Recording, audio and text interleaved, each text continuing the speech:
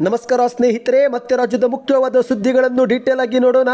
ಚುನಾವಣೆ ಮುನ್ನ ಅಫಿಡವಿಟ್ನಲ್ಲಿ ಪತ್ನಿ ಆಸ್ತಿ ಕುರಿತಂತೆ ತಪ್ಪು ಮಾಹಿತಿ ಕೊಟ್ಟು ಈಗ ಏಕಾಏಕಿ ಆಸ್ತಿ ಜ್ಞಾನೋದಯವಾಯಿತೆ ಎಂದು ಆರೋಪಕರು ಮುಖ್ಯಮಂತ್ರಿಯವರ ವಿರುದ್ಧ ವಾಗ್ದಾಳಿ ಮಾಡಿದ್ದಾರೆ. ಎಲ್ಲವೂ ಕೂಡ 10ನೇ ತಾರೀಕಿನ ನಂತರ ಗೊತ್ತಾಗುತ್ತೆ, ನೋಡ್ತಾ ಇರಿ ಎಂದು ಕುಮಾರಸ್ವಾಮಿ ವಿರುದ್ಧ ಹೊಸ ಬಾಂಬ್ ಸಿಡಿಸಿದ ಚಲುವರಾಯಸ್ವಾಮಿ ಅವರು. ಏನಿದು ಮಾಹಿತಿ, ವಿಡಿಯೋನ ಪೂರ್ತಿಯಾಗಿ ನೋಡಿ. ಮತ್ತೊಂದೆಡೆಯಲ್ಲಿ ಲಕ್ಷ್ಮೀ ವಿಲಾಸ್ ಬ್ಯಾಂಕ್ನಲ್ಲಿ ನಡೆದ ಅವ್ಯವಹಾರ ಬಿಚ್ಚಿಡಬೇಕೆ ಎಂದು ವಿಜೇಂದ್ರ ಅವರಿಗೆ ಡಿ.ಕೆ. ಶಿವಕುಮಾರ್ ಅವರು ಎಚ್ಚರಿಕೆ ಕೊಟ್ಟಿದ್ದಾರೆ. ವಿಡಿಯೋ ಮಾತ್ರ ಪೂರ್ತಿಯಾಗಿ ನೋಡಿ ಸ್ನೇಹಿತರೆ. ಕೊನೆಗೂ ಸರ್ಕಾರದಿಂದ 533 ಕೋಟಿ ಹಣ ಬಿಡುಗಡೆ. ಗೃಹಲಕ್ಷ್ಮಿ ಯೋಜನೆಯ ಫಲಾನುಭವಿಗಳ ಖಾತೆಗೆ ಬಂತು 2,000 ರೂಪಾಯಿ ಹಣ. ಯಾವ ಜಿಲ್ಲೆಗಳಿಗೆ ಹಣ ಬಿಡುಗಡೆ ಮಾಡಲಾಗಿದೆ ಎಂಬುದನ್ನು ನೋಡೋಣ. ಮತ್ತೊಂದೆಡೆಯಲ್ಲಿ ರೈತರಿಗೆ ಗುಡ್ ನ್ಯೂಸ್ ಕೊಟ್ಟ ಸರ್ಕಾರ. ಕೃಷಿ ಜಮೀನಿಗೆ ಹೋಗಲು ದಾರಿ ಮಾಡಿಕೊಡಲು ಸರ್ಕಾರದ ನಿರ್ಧಾರ. ಕೃಷಿ ಜಮೀನಿಗೆ ಹೋಗಲು ದಾರಿ ಇಲ್ಲದೆ ಪರದಾಡುತ್ತಿರುವ ರೈತರಿಗೆ ನೆರವಾದ ಕಾಂಗ್ರೆಸ್ ಸರ್ಕಾರ. ಮತ್ತೊಂದೆಡೆಯಲ್ಲಿ ಬಿಜೆಪಿ ಜೆಡಿಎಸ್ ಅವರ ಪಾದಯಾತ್ರೆ, ಶವಯಾತ್ರೆ ವಾಹನದಲ್ಲಿ ಅಂತಿಮ ಯಾತ್ರೆಗೆ ಹೊರಟಿದೆ ಎಂದು ಕರ್ನಾಟಕ ಕಾಂಗ್ರೆಸ್ ಟೀಕೆ. ಎಲ್ಲ ಮಾಹಿತಿಗಳನ್ನು ಡೀಟೇಲ್ ಆಗಿ ನೋಡೋಕ್ಕಿಂತ ಮೊದಲು ನೀವು ಒಂದು ವೇಳೆ ನಮ್ಮ ಚಾನಲ್ಗೆ ಮೊದಲು ಬಾರಿ ಭೇಟಿ ಕೊಡ್ತಾ ಇದ್ರೆ ದಯವಿಟ್ಟು ಸಬ್ಸ್ಕ್ರೈಬ್ ಆಗಿ ಪಕ್ಕದಲ್ಲಿ ಕಾಣಿಸುವಂತಹ ಗಂಟೆ ಕೂಡ ಒತ್ತಿದ್ರೆ ಸಾಕು, ರಾಜ್ಯದ ಮಾಹಿತಿಗಳು ನಿಮಗೆ ಸಿಗುತ್ತವೆ. ಈ ಒಂದು ವಿಡಿಯೋನ ಲೈಕ್ ಮಾಡಿ, ವಿಡಿಯೋನ ದಯವಿಟ್ಟು ಪೂರ್ತಿಯಾಗಿ ನೋಡಿ.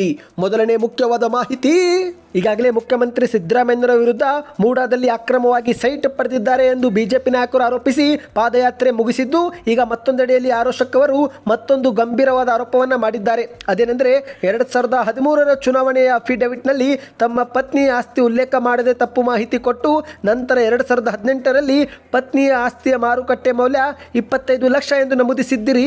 2013ರಿಂದ 2018ರ 5 ವರ್ಷಗಳಾದ ಮೇಲೆ ದಿಢೀರನೆ ಪತ್ನಿ ಆಸ್ತಿ ಬಗ್ಗೆ ಜ್ಞಾನೋದಯವಾಯಿತಾ ಎಂದು ಆರೋಪಕರು ಟ್ವೀಟ್ ಮಾಡಿದ್ದಾರೆ. ಹೌದು ಸ್ನೇಹಿತರೆ, ಈಗ ನೀವು ಸ್ಕ್ರೀನ್ ಮೇಲೆ ಒಂದು ಟ್ವೀಟ್ ಅನ್ನು ನೋಡ್ತಿರಬಹುದು. ಇದು ವಿಪಕ್ಷ ನಾಯಕ ಆರೋಪಕವರೇ ಮಾಡಿದ ಟ್ವೀಟ್ ಆಗಿದೆ. ಮೂಡಾ ಹಗರಣಕ್ಕೆ ಸಂಬಂಧಿಸಿದಂತೆ ಸಿಎಂ ಸಿದ್ದರಾಮಯ್ಯ ಅವರಿಂದ ಕನ್ನಡಿಗರು ನಿರೀಕ್ಷಿಸುತ್ತಿರುವ ಉತ್ತರಗಳು. ಸಿಎಂ ಸಿದ್ದರಾಮಯ್ಯನವರೇ 2013ರ ಚುನಾವಣಾ ಅಫಿಡವಿಟ್ನಲ್ಲಿ ತಮ್ಮ ಪತ್ನಿ ಆಸ್ತಿ ಉಲ್ಲೇಖ ಮಾಡದೆ ತಪ್ಪು ಮಾಹಿತಿ ನೀಡುತ್ತೀರಿ. ನಂತರ 2018ರಲ್ಲಿ ಅದರ ಮಾರುಕಟ್ಟೆ ಮೌಲ್ಯ 25 ಲಕ್ಷ ಎಂದು ನಮೂದಿಸಿದ್ದೀರಿ. 5 ವರ್ಷಗಳಾದ ಮೇಲೆ ದಿಢೀರನೆ ಆಸ್ತಿ ಹೊಂದಿರೋ ಬಗ್ಗೆ ಜ್ಞಾನೋದಯವಾಯಿತಾ ಎಂದು ಪ್ರಶ್ನೆ ಮಾಡಿದ್ದಾರೆ. ಎರಡನೇ ಪ್ರಶ್ನೆಯಲ್ಲಿ, ಈಗ ಹಗರಣ ಬೆಳಕಿಗೆ ಬಂದ ಮೇಲೆ 63 ಕೋಟಿ ಕೊಡಿ, ಸೈಟು ಬಿಟ್ಟು ಕೊಡುತ್ತೇನೆ ಎಂದು ಹೇಳುತ್ತಿದ್ದೀರಿ. 2018ರಲ್ಲಿ 25 ಲಕ್ಷ ಇದ್ದ ಆಸ್ತಿಯ ಮೌಲ್ಯ 2024ರಲ್ಲಿ 63 ಕೋಟಿ ಆಗಲು ಹೇಗೆ ಸಾಧ್ಯ ಎಂದು ಪ್ರಶ್ನೆ ಮಾಡಿದ್ದಾರೆ. ಇದೇನಾದರೂ ರಾಹುಲ್ ಗಾಂಧಿಯವರ ಆಲೂಗಡ್ಡೆ ಹಾಕಿ ಚಿನ್ನ ತೆಗೆಯುವ ಯೋಜನೆಯ ಭಾಗವಾ ಎಂದು ವ್ಯಂಗ್ಯವಾಡಿದ್ದಾರೆ. ಇನ್ನು ಕೊನೆಯದಲ್ಲಿ 50:50 ಅನುಪಾತದಲ್ಲಿ ಅಭಿವೃದ್ಧಿಪಡಿಸಿದ ನಿವೇಶನಗಳನ್ನು ಪರಿಹಾರ ರೂಪದಲ್ಲಿ ಕೊಡುವುದು ಬೇಡ ಎಂದು ನಗರಾಭಿವೃದ್ಧಿ ಇಲಾಖೆ ಆದೇಶವಿದ್ದರೂ ಅದನ್ನು ಉಲ್ಲಂಘಿಸಿ ಮೂಡಾ ಅಧ್ಯಕ್ಷಕ ಮರಿಗೌಡ ಅವರು ಹಗರಣದ ಬಾಗಿಲನ್ನು ತೆಗೆದಿದ್ದು ಏಕೆ? ಇದರ ಹಿಂದೆ ಯಾವ ಪ್ರಭಾವಿ ಶಕ್ತಿ ಕೆಲಸ ಮಾಡ್ತಿತ್ತು? ಉತ್ತರ ಕೊಡಿ ಸಿದ್ದರಾಮಯ್ಯ ಎಂದು ಆರೋಪಕರು ಟ್ವೀಟ್ನಲ್ಲಿ ಬರೆದಿದ್ದಾರೆ. ಇನ್ನಿದೀಗ ಎರಡನೇ ಮುಖ್ಯವಾದ ಮಾಹಿತಿ, ಇಂದು ಒಂದು ಕಡೆಯಲ್ಲಿ ಮೂಡಾ ಮತ್ತು ವಾಲ್ಮೀಕಿ ಹಗರಣದಲ್ಲಿ ಮುಖ್ಯಮಂತ್ರಿ ಸಿದ್ದರಾಮಯ್ಯ ಮತ್ತು ಉಪಮುಖ್ಯಮಂತ್ರಿ ಡಿ.ಕೆ. ಶಿವಕುಮಾರ್ ಅವರ ವಿರುದ್ಧ ಕೇಂದ್ರದ ಸಚಿವ ಎಚ್.ಡಿ. ಕುಮಾರಸ್ವಾಮಿ ಅವರು ಹೋದ ಕಡೆಗಳಲ್ಲಿ ವಾಗ್ದಾಳಿ ಮಾಡುತ್ತಿದ್ದು, ಇದಕ್ಕೆ ತಿರುಗೇಟು ನೀಡಲು ಕಾಂಗ್ರೆಸ್ ಕೂಡ ಎಚ್.ಡಿ. ಕುಮಾರಸ್ವಾಮಿ ಅವರ ವಿರುದ್ಧ ಇರುವ ಹಿಂದಿನ ಪ್ರಕರಣಗಳನ್ನು ಮುನ್ನೆಲೆಗೆ ತಂದಿದ್ದಾರೆ. ಈಗ ಇದಕ್ಕೆ ಪೂರಕಂಬಂತೆ ಚಲುವರಾಯಸ್ವಾಮಿ ಅವರು ಕೂಡ ಒಂದು ಶಾಕಿಂಗ್ ಹೇಳಿಕೆ ಕೊಟ್ಟಿದ್ದಾರೆ. ಎಲ್ಲವೂ ಕೂಡ 10ನೇ ತಾರೀಕಿನ ನಂತರ ನೋಡ್ತಾ ಇರಿ ಎಂದು ಹೊಸ ಬಾಂಬ್ ಸಿಡಿಸಿ ರಾಜಕೀಯದಲ್ಲಿ ಭಾರಿ ಸಂಚಲನವನ್ನ ಮೂಡಿಸಿದ್ದಾರೆ. ಹೌದು ಸ್ನೇಹಿತರೆ, ಎಚ್.ಡಿ. ಕುಮಾರಸ್ವಾಮಿ ವಿರುದ್ಧದ ಲೋಕಾಯುಕ್ತ ಪ್ರಕರಣಕ್ಕೆ ಸಂಬಂಧಿಸಿದಂತೆ ಮಾಧ್ಯಮಗಳ ಮುಂದೆ ಮಾತನಾಡಿದಂಥ ಚಲುವರಾಯಸ್ವಾಮಿ ಅವರು ಜೆಡಿಎಸ್ ಹಾಗೂ ಬಿಜೆಪಿ ನಾಯಕರ ಇನ್ನೊಂದಿಷ್ಟು ಪ್ರಕರಣ ಹೊರಬರುತ್ತವೆ, ಯಾರ್ಯಾರ ಮೇಲೆ ಕೇಸ್ ಇದೆಯೋ ಅವರೆಲ್ಲರ ಪ್ರಕರಣ ಹೊರಬರುತ್ತದೆ, 10ನೇ ತಾರೀಕಿನ ನಂತರ ನೋಡ್ತಾ ಇರಿ ಎಂದು ಮಾಧ್ಯಮಗಳ ಮುಂದೆ ಶಾಕಿಂಗ್ ಹೇಳಿಕೆಯನ್ನು ಕೊಟ್ಟಿದ್ದಾರೆ. ಕುಮಾರಸ್ವಾಮಿ ಮತ್ತು ವಿಜೇಂದ್ರ ಬಗ್ಗೆ ನಾವೇನು ತೆಗೆಯೋದಕ್ಕೆ ಹೋಗಲ್ಲ, ಬಿಜೆಪಿಯವರು ಕುಮಾರಸ್ವಾಮಿ ಅವರನ್ನೇ ತೆಗೆಯುತ್ತಾರೆ, ಎಲ್ಲ ಪ್ರಕರಣ ಹೊರಬರುತ್ತವೆ ಎಂದಿದ್ದಾರೆ. ಡಿ.ಕೆ. ಶಿವಕುಮಾರ್ ಅವರ ಬಗ್ಗೆ ಮಾತನಾಡದಿದ್ದರೆ ಕುಮಾರಸ್ವಾಮಿ ಅವರಿಗೆ ನಿದ್ದೆನೇ ಬರೋದಿಲ್ಲ. ಮೂಡಾದಲ್ಲಿ ಯಾವುದೇ ಹಗರಣವೇ ನಡೆದಿಲ್ಲ. ಇನ್ನು ಕೇಂದ್ರ ಸರ್ಕಾರದಿಂದ ಬರಬೇಕಾಗಿದ್ದ ಸೌಲಭ್ಯ ಎಂದು ರಾಜ್ಯಕ್ಕೆ ಬರುತ್ತಿಲ್ಲ. ಇದರ ಬಗ್ಗೆ ಎಚ್.ಡಿ. ಕುಮಾರಸ್ವಾಮಿ ಏಕೆ ಕೇಂದ್ರದ ಬಳಿ ಕೇಳುತ್ತಿಲ್ಲ ಎಂದು ಕಿಡಿಕಾರಿದ್ದಾರೆ. ಇನ್ನಿದೀಗ ಮತ್ತೊಂದು ಮುಖ್ಯವಾದ ಮಾಹಿತಿಗೆ ಹೋಗೋಣ.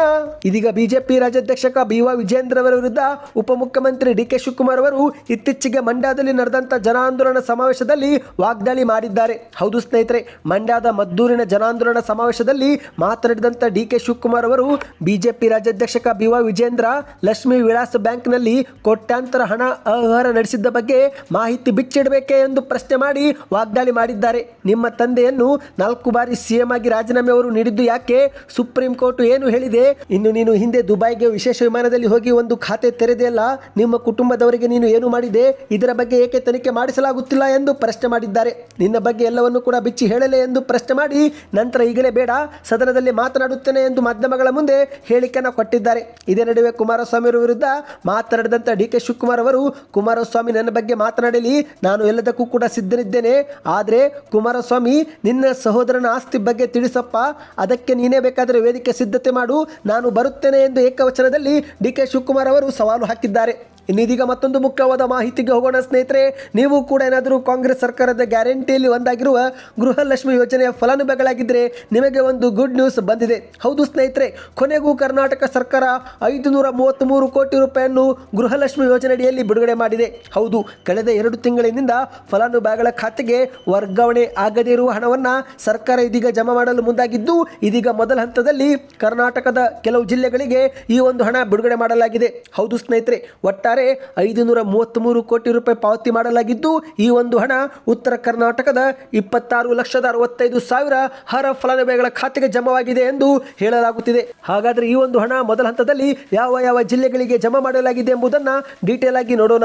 ಹೌದು, ಪ್ರಸ್ತುತ ಮೊದಲ ಹಂತದಲ್ಲಿ ಬೆಳಗಾವಿ, ಬೀದರ, ವಿಜಯಪುರ, ಕಲಬುರಗಿ, ಗದಗ್, ಬಳ್ಳಾರಿ, ಬಾಗಲಕೋಟೆ, ಕೊಪ್ಪಳ, ಹಾವೇರಿ, ಯಾದಗಿರಿ, ಬೆಂಗಳೂರು, ಕೋಲಾರ ಮತ್ತು ಚಿತ್ರದುರ್ಗ ಜಿಲ್ಲೆಗೆ ಈ ಒಂದು ಹಣ ಪಾವತಿ ಮಾಡಲಾಗಿರುತ್ತೆ ಎಂದು ಹೇಳಲಾಗುತ್ತಿದೆ. ಇನ್ನು ಉಳಿದ ಜಿಲ್ಲೆಗಳಿಗೆ ಮುಂದಿನ ಹಂತಗಳಲ್ಲಿ ಜಮಾ ಮಾಡಲಾಗುತ್ತೆ ಎಂದು ಕೂಡ ಹೇಳಲಾಗಿದೆ. ಹೌದು ಸ್ನೇಹಿತರೆ, ಕರ್ನಾಟಕ ಸರ್ಕಾರ ತಾಂತ್ರಿಕ ದೋಷಗಳಿಂದ ಕಳೆದ 2-3 ತಿಂಗಳಿನಿಂದ ಹಣ ಬಿಡುಗಡೆ ಮಾಡಿದ್ದಿಲ್ಲ. ಆದರೆ ಈ ಒಂದು ಹಣ ಇದೀಗ ಜಮಾವಾಗುವುದು ಶುರುವಾಗಿದೆ. ಈಗಾಗಲೇ ಎಷ್ಟೋ ಜನರಿಗೆ ಈ ಒಂದು ಹಣ ಈಗಾಗಲೇ ಜಮಾವು ಕೂಡ ಆಗಿದೆ ಎಂದು ಹೇಳಲಾಗಿದೆ ಸ್ನೇಹಿತರೆ. ಅಂದ ಹಾಗೆ ಸ್ನೇಹಿತರೆ, ಈ ಬಾರಿ ಸರ್ಕಾರ ಅರ್ಹ ಫಲಾನುಭವಿಗಳಿಗೆ ಮಾತ್ರ ಹಣ ಜಮಾ ಮಾಡಲು ಪ್ರಯತ್ನ ಪಟ್ಟಿದೆ. ಅಂದರೆ ಆದಾಯ ಮತ್ತು GST ಪಾವತಿದಾರರನ್ನು ಗೃಹಲಕ್ಷ್ಮಿ ಯೋಜನೆಯಿಂದ ಹೊರಗಿಟ್ಟು ಅರ್ಹ ಫಲಾನುಭವಿಗಳಿಗೆ ಮಾತ್ರ ಹಣವನ್ನು ಜಮಾ ಮಾಡಲಾಗಿದೆ ಎಂದು ಹೇಳಲಾಗಿದೆ. ಇನ್ನೀಗ ಮತ್ತೊಂದು ಮುಖ್ಯವಾದ ಮಾಹಿತಿಗೆ ಹೋಗೋಣ.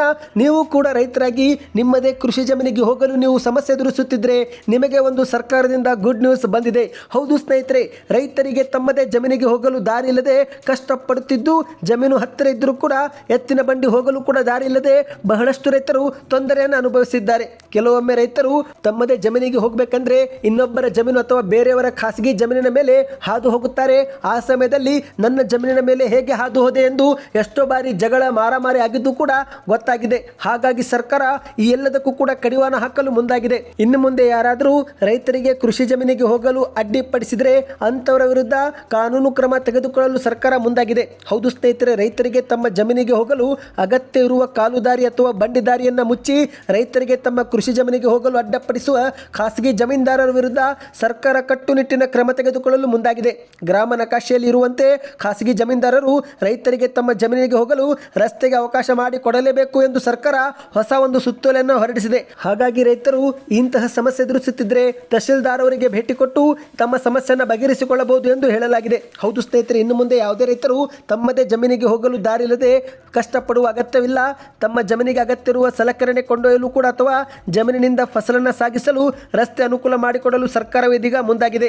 ಹಾಗಾಗಿ ನೀವು ಕೂಡ ರೈತರಾಗಿದ್ದರೆ ಈ ಒಂದು ಬಗ್ಗೆ ನಿಮಗೆ ಮಾಹಿತಿ ಬೇಕೆಂದರೆ ಕಮೆಂಟ್ನಲ್ಲಿ ನೆಕ್ಸ್ಟ್ ವಿಡಿಯೋ ಅಂತ ಕಮೆಂಟ್ ಮಾಡಿ, ಇನ್ನೂ ಡೀಟೇಲ್ ಆಗಿ ಮಾಹಿತಿಯನ್ನು ಕೊಡುತ್ತೇವೆ. ಮತ್ತು ನೀವು ಕೂಡ ಸಮಸ್ಯೆ ಎದುರಿಸುತ್ತಿದ್ದರೆ ಯಾವ ಊರು ಎಂಬುದನ್ನು ಕೂಡ ಕಮೆಂಟ್ ಮಾಡಿ ಸ್ನೇಹಿತರೆ. ಇದರಿಂದ ಒಂದು ಉತ್ತಮ ಫೀಡ್ಬ್ಯಾಕ್ ಸಿಗುತ್ತೆ. ಇನ್ನೀಗ ಕೊನೆಯ ಮುಖ್ಯವಾದ ಮಾಹಿತಿಗೆ ಹೋಗೋಣ. ಈಗಾಗಲೇ ರಾಜ್ಯದಲ್ಲಿ ವಾಲ್ಮೀಕಿ ಮತ್ತು ಮೂಡ ಹಗರಣಗಳ ವಿರುದ್ಧ ಬಿಜೆಪಿ JDS ಬೀದಿಗಿಳಿದು ಪಾದಯಾತ್ರೆ ಮಾಡಿತ್ತು. ಇನ್ನು ಬಿಜೆಪಿಯವರು ಪಾದಯಾತ್ರೆ ಮಾಡುತ್ತಿದ್ದಂತೆ ಕಾಂಗ್ರೆಸ್ನವರು ಕೂಡ ಇದು ಪಾದಯಾತ್ರೆ ಅಲ್ಲ, ಅವರ ಅಂತಿಮ ಯಾತ್ರೆ ಎಂದು ಟೀಕೆಯೂ ಕೂಡ ಮಾಡಿತ್ತು. ಇದೀಗ ಟೀಕೆಗೆ ಪೂರಕ ಎಂಬಂತೆ ಒಂದು ವಿಡಿಯೋ ಸಾಮಾಜಿಕ ಜಾಲತಾಣದಲ್ಲಿ ಸಖತ್ ವೈರಲ್ ಆಗುತ್ತಿದೆ. ಹೌದು ಸ್ನೇಹಿತರೆ, ಕರ್ನಾಟಕ ಕಾಂಗ್ರೆಸ್ ಕೂಡ ಆ ಒಂದು ವಿಡಿಯೋವನ್ನು ತನ್ನ X ಖಾತೆಯಲ್ಲಿ ಶೇರ್ ಮಾಡಿಕೊಂಡಿದ್ದು, ಅಷ್ಟೇ ಅಲ್ಲದೆ ಬಿಜೆಪಿ ನಡೆಸುತ್ತಿರುವುದು ಪಾದಯಾತ್ರೆ ಅಲ್ಲ, ಅಂತಿಮ ಯಾತ್ರೆ ಎಂದು ನಾವು ಮೊದಲೇ ಹೇಳಿದ್ದೆವು. ಬಿಜೆಪಿಯ ಪಾಪದ ಯಾತ್ರೆಯು ಶವಯಾತ್ರೆ ವಾಹನದಲ್ಲಿ ಅಂತಿಮ ಯಾತ್ರೆಗೆ ಹೊರಟಿದೆ ಎಂದು ವ್ಯಂಗ್ಯವಾಡಿದೆ. ಹೌದು, ನೀವು ಈಗ ಸ್ಕ್ರೀನ್ ಮೇಲೆ ಟ್ವೀಟ್ ನೋಡ್ತಿರಬಹುದು ಸ್ನೇಹಿತರೆ. ಇದು ಕರ್ನಾಟಕ ಕಾಂಗ್ರೆಸ್ ಮಾಡಿದ ಟ್ವೀಟ್ ಆಗಿದೆ.